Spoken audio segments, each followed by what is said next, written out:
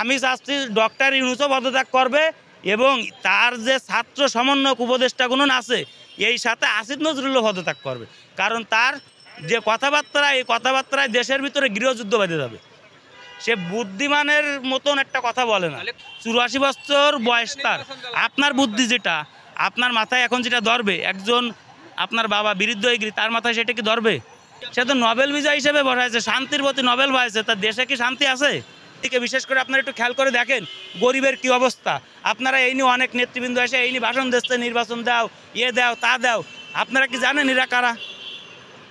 যদি ওই সেই পাকিস্তানি নাগরিককে যদি আমরা রাজাকার বলি, তা এরাও এই দেশের রাজাকার। এরা আমাকে গরিবের ওই 2 মিনিটের একটা ভোট নেওয়ার পরে আমাদের সাথে যেটা করার সেটা করেছে। এই যে সাধারণ ছাত্রছাত্রীদের কি উপকার করেছে ডক্টর ইউনূস। 8 তারিখে উনারে এই দেশে নিয়ে আসলো, স্বাগতম জানায়। উনি তো অবৈধ, সে বিগত 7.5 মাস অবৈধ। কিসের জন্য অবৈধ? ছাত্ররা তো তারা এনে দিচ্ছে কিসের জন্য? ইউনূস নাম করে বাংলাদেশে 1 কোটি লোক আছে। ইউনূস নাম করে বাংলাদেশে 1 কোটি লোক আছে। এখন ডক্টর ইউনূস নোবেল বিজয় 6 সালে হয়েছে, এই পর্যন্ত 6 জন নোবেল বিজয় জেলখানা আছে। আর 7 নাম্বার নোবেল বিজয় জেলখানাটা যাবে আসছে আমাকে একমাত্র নোবেল বিজয় ডক্টর মোহাম্মদ ইউনূস। এখন চীন, রাশিয়া, ইন্ডিয়ায় তো অনেক নোবেল বিজয় আছে, ওইতে একটা কমে গেলেই ওকে যায় আসে না, কিন্তু আমাকে তো আমাকে একটা কমে গেলে আমরা বুঝতেছি।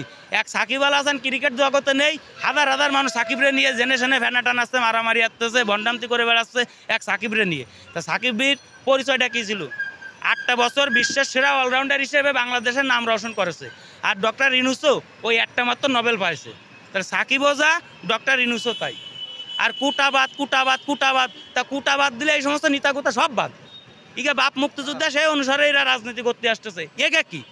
একে বাপের যে পিতৃ পরিচয়টা সরাই দিয়ে দেন, এটা ন্যাংটা, একদম পুরো ল্যাংটা। মানে আমাকে যেটুকুখানি দাম আছে ইগা এই দামটুকু নেই। ক্যালিফিয়ার তো সার্টিফিকেট নিয়ে আসে, আমেরিকা ধরে ফুড়িয়ে গেছে, ক্যালিফিয়া গেছে ফুড়িয়ে, ওই তো সার্টিফিকেট আর সল বলে আনা যাচ্ছে না। আর আপনারা যারা সাংবাদিক আছেন, ইগে যে সার্টিফিকেটে ক্যালিফিয়া সার্টিফিকেট বাংলাদেশে যারা এই যে বিশিষ্ট মানে নাম যাদের, বিশিষ্ট অর্থনীতিবিদ, বিশিষ্ট কৃষিবিদ, বিশিষ্ট শিক্ষাবিদ, এরা কারা? এগে দ্বারা কি এত উপকার হয়েছে আমাকে বাংলাদেশের? ব্যাংক গুণনের গভর্নিংয়ে বসবে, বাংলাদেশ ব্যাংক দেউলিয়া।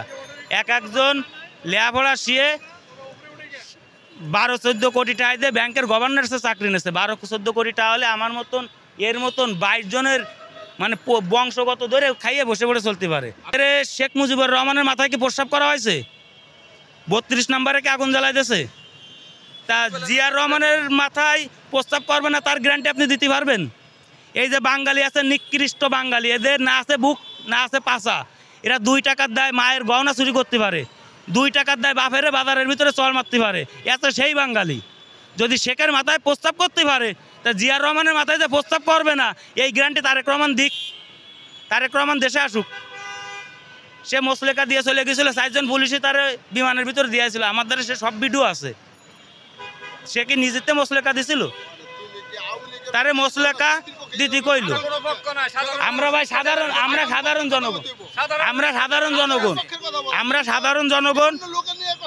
আমি বিভিন্ন লোকের নিয়ে কথা বলতেছি, কারণ আমাদের অধিকারটা, আমাদের অধিকারটা, আমাদের গরিবের অধিকার দিয়ে গেছে ওই সেই জিয়ার রহমান, ওই সেই বঙ্গবন্ধু। তাহলে এখন আমাদের অধিকারটা নেই কেন?